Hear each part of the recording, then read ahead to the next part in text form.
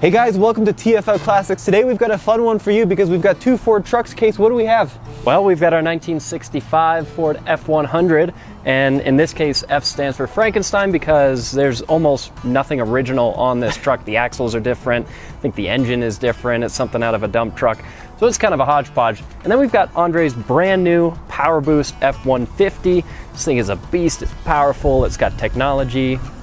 So two very different Ford trucks. Yeah, absolutely. And in this video, we're going to compare them. See what's better, the 4th gen F-Series truck or the 14th gen F-Series truck. Let's start by popping the hood on the old one. In 1965, you had a choice of engines in your F-Series truck. There were straight sixes and a V8. This one is a straight six, right? Case, this is a 300 cubic inch. Yeah, which we found to be pretty durable engines if you don't overheat them like I did that one time. So the 300 straight six, 4.9 liters, I think the official output was like 150 horsepower. There's a sticker on the door. Right. But the 300 cubic inch straight six are, I mean, they used them for 31 years. And they are tough engines. Yeah. They are hard to kill. I mean, the block is like full iron. It's got, rather than having a timing belt or a timing chain, it actually uses like a timing gear. Gear driven, yep. Yeah, so really kind of almost industrial grade stuff. There's some things about these old school trucks that are fun and some that aren't. And obviously the further back in time you go, the more difficult they are to live with. But at the same time, I mean, this truck gives you most of what you need. It's definitely not comfortable though. It's not comfortable, but it isn't undrivable. So once you kind of get used to it, it's pretty good. Now the other option back in the day was a 352 cubic inch V8. That was pretty popular as well. But why don't we pop the hood on the new F-150 and see the difference? Yeah, this is a whole lot of technology. This is not something that you're gonna want to tool on in your barn. But it's the Power Boost, so this is the new hybrid. It's a twin turbo V6. You're making, what, close to 500 horsepower with this setup? It's pretty impressive. It's 430, I think, officially, and then 570 pound-feet of torque. Okay, so the torque makes up for a lot there. I mean, that's a pretty impressive number. Yeah, so the deal with this engine, it's got 2 turbos on it and electrification. I mean, there's a lot of computers and modules running this. Yeah, this is a little scary to me right here. I'm wondering in about, well, let's say when this truck is even half the age of that orange truck, I wonder how well this will have all fared. All right, so now we are in Andre's 2021 F-150. This is the hybrid system. And it's a very kind of weird thing in a truck because when you go to start it up, you don't hear any gasoline engine. Yeah, no noise at all. Although it is funny that you actually still have to stick the key in the ignition and turn it with this truck. That's the most old school part. And then you turn it and it makes no noise. I know, and then you don't know if it's on or not. Yeah. Yeah, it's a really weird thing. So the story behind this truck is the cab and the actual bodywork is original to a 1965 F-100. It was actually a forestry truck, you can see by the green poking through, and based off the VIN as well. It's rolling on a set of F-250 axles, as Case mentioned. They're heavy-duty axles, and then it's got a later 300 straight six out of, I think, a dump truck is what we learned. The crazy thing about these old trucks, though, is it really doesn't matter because the 150s and the 250s, I mean, they were, for the most part, identical in terms of the engine options, the cab, the beds, they're all interchangeable. The big differences were like in axles and brakes. But apart from that, an F-100 was pretty much the same as an F-250 minus the axles, and it's all interchangeable stuff. Unlike the new ones, right, where like an F-250's totally different. Yeah, they're way different body, everything underneath. And what's cool about these older trucks is that this is back when trucks were work vehicles. They were very industrial, and so you've got this large 8-foot bed, you've got a single cab, a very simple bench seat. But as time has gone on, trucks have gotten more and more like commuters. Yeah. And so you get more doors, you get a shorter bed, but I don't know, we love these older trucks because we take these things off-road, you can beat them up, you don't really have to worry about them. There's a lot of advantages to these older trucks. One thing that we think is pretty funny is that this bed on the older F-100 is definitely a lot better ventilated than the bed on the new truck. But again, it's something that you don't have to worry about. You could chuck a whole bunch of gravel in here, even though it doesn't have a bed liner, and you're not going to make it any worse. It's all steel too, so unlike the new truck, which has gone to aluminum, probably won't look this rusty. but it's very, very thick steel. And look how basic the tailgate is. So the way that these 4th gen trucks worked is the 4-wheel drives were really, really rare. I mean, it was a super expensive option. Very few people spec'd it. As such, they wanted to give you a different bed with more clearance in the back. But rather than, redesign the bed for all the 4th gen F-100 trucks, what they did is they gave you the bed off of a 3rd gen trucks, like a 1950s one. And these were actually called wrong beds in the industry, is what people refer to them as. So even though the bed doesn't look like it matches the cab, this is the original bed to the truck. They just carried it over from the previous gen. Now, back in 1965, I think 65 was the very first year where you could option a factory crew cab, believe it or not. And now it's super rare to see any kind of single cab trucks, but Andres here is the 4-door, right? Yeah, and it's actually, even though this is, technically it's a base truck, it's an XL, it's kind of more of a work spec, it's got a surprising amount of tech in it. You get a decent size 8-inch screen, you have Apple CarPlay, you've got more luxury features than you would expect out of a truck that is a base model. Granted, the pricing on this is still pretty expensive because the power boost with that inverter in the back is not cheap. Yeah, so I think this one was $50K. You can get a single cab F-150, but I think they all have 6.5 of beds. I don't think you can get an 8-foot bed 150. And this is the inverter Case is talking about. So you basically have 7.2 kilowatts worth of power in the back of an F-150, which is plenty to power pretty much everything in your house, from air conditioners to appliances. I mean, it's surprising how much you can power using that inverter. We actually took one of these trucks up to David Morrow's property, and we were able to run a welder off of it, which was pretty cool. So we welded a hitch receiver to the front of our old 300 inline 6 F-150 project truck named 6-shooter. And yeah, it's actually a pretty useful feature. That's kind of nice. It's really useful, yeah. So the bed is definitely more user-friendly than the old one. Of course, you want to get a bed line because aluminum and because you just want to keep it looking nice if you're spending $50K in a truck. But let's take a look at the insides and compare that. Woo, let's hop in this old truck.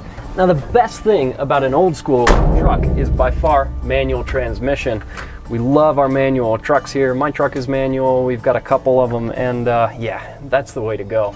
It's a lot more engaging to drive, although it is funny, even when you're in gear on this Ford, well, actually, that's less slop than I thought it had. The first time I drove this, I thought I remembered it being fairly sloppy when it was in gear, but that's not in too bad a shape. You've also got an old school lever to actually engage 4-wheel drive, which is awesome. You have a big steering wheel because, yeah, you're not getting that over-boosted steering like you get on a modern vehicle.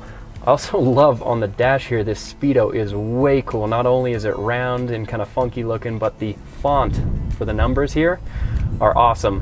100 miles an hour, that's a little optimistic, but you know, they included it.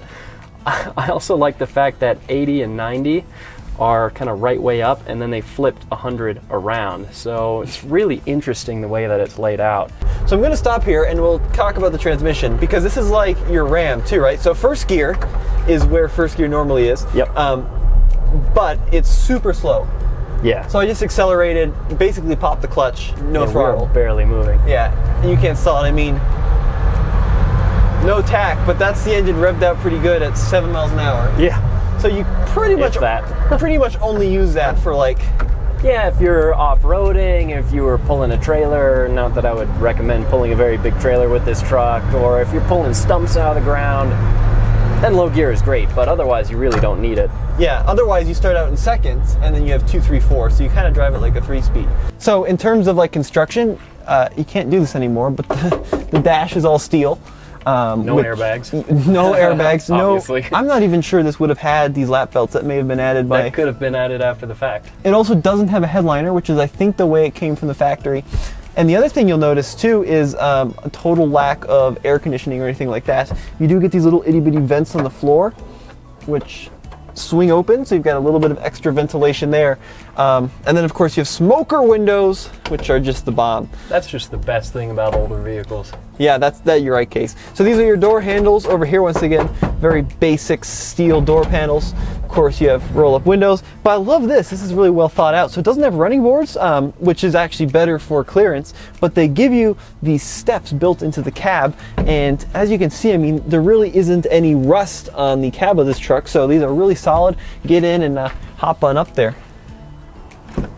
All right, now we get to hop in the newer truck, and more comfortable, it's more luxurious. You've got a lot more seating. Not only are there 3 seats in the back, but this right here in the middle up front is also a seat. So this is a 6-person truck. It's kind of nice to be able to carry that many people. But you look around and you can see that this is a base vehicle. You've got a very simple, kind of rough material wheel. The door panels, there's no fancy leather or anything. It's just a couple different shades of plastic. And my favorite is that the floor is vinyl. So this makes it really easy to clean off, and that makes this a much more practical truck. But again, even though this is a work truck, if you look at some of the buttons and dials that are here, this is pretty nice stuff. And only more recently have more base model trucks been getting this fancy. I mean, these switches are really not bad to look at, and they feel pretty good too. Now, the big kind of selling feature I think on this truck is the 570 pound-feet of torque. So let me point in a straight line. Torquey. I actually haven't driven Andre's truck, so better not crash it. So there you go, the engine shut off. Electric driving. Wow. 10 miles an hour. City of Boulder would be proud. How fast can we go before the gas engine kicks on? There's 11, 12. Suspense is killing me. 13, 14. Oh, 15. 15? Yeah, that's all she That's wrote. kind of a bummer. Yeah, okay, here we go. I'll give it a squirt. Jesus, hell. Yeah, it's quick. It is not a slow truck. That's for sure. It doesn't sound like much, but that goes like hell. Now, this has 4-wheel unassisted drum brakes. Here, we'll go ahead and give it a braking test. Are you ready? I mean, it works. That wasn't too bad. It's not horrible. And what about power? Full throttle? I mean, for what it is. You know, this truck is perfect for driving around town, driving around the farm. It would not be ideal to take on the highway for any amount of time. I think 65 is pretty much where the party's over. You know, Yeah. 65, 70 miles an hour is about all she's gotten her. But I will say, as rough as the truck looks, it just goes to show how simplicity will make these things last forever. Absolutely. And again, we can't say enough how durable those 300 inline sixes are. They are tough engines, and this truck is never going to die completely. No. I mean, the power is nice, but other than the fact that it is a fast truck, it's a pretty plain experience to be in here. No offense to Andre, we like your truck, it's good, but it's just like, it's like you're in any other modern car. It's a little bit boring, I think. It steers nice and the suspension is soft, but it sounds like a vacuum cleaner. Yep. And there's just no drama to it. Yeah, there's no character. There's nothing that makes you feel invested in it as if it's like your pet or a person. This is just it's a truck. So Case, 65 or 2021, which one would be your choice? 100% the old truck. I mean, I drive a 26-year-old truck that kind of sits in between these two, and I like the old school vehicles because they're easy to work on, they're cheap to buy, I like the style of them, they look cool, and as nice and comfortable as a new truck is, old's the way to go. I mean, the new truck now is meant to be the daily commuter, the family hauler, the go-to-church truck, the take the lumber to the job site. I mean, it's trying to do everything at the same time, and as such, they've had to incorporate a lot of new tech and crazy just engineering. It's amazing what you can do with a new truck, but for me, I'm just not sure that new truck will be around in the same condition as the old one. Even though the old one's pretty rough, it's still up and running, whereas the new one is just such an overload. I'd like to see a manufacturer go back to the core of building like a stripped down thing, you know? Yeah. I think that'd be cool. Really cool to see, because even as an XL, you've got power windows, cruise control, dual zone automatic climate. Yeah. And a lot of stuff that you just really don't need it. Right. Although air conditioning would be nice, as well as airbags. Yeah. All right, well, let us know what you think in the comment section below, and as always, this has been Tommy. And Case. Head over to TFLtruck.com for the latest and greatest in old versus new reviews, and we've got a lot more coming here at TFL Classics with the 65 Ford. Hopefully next week we'll be able to bring it to David's and have some fun on the farm. Yeah, that would be great.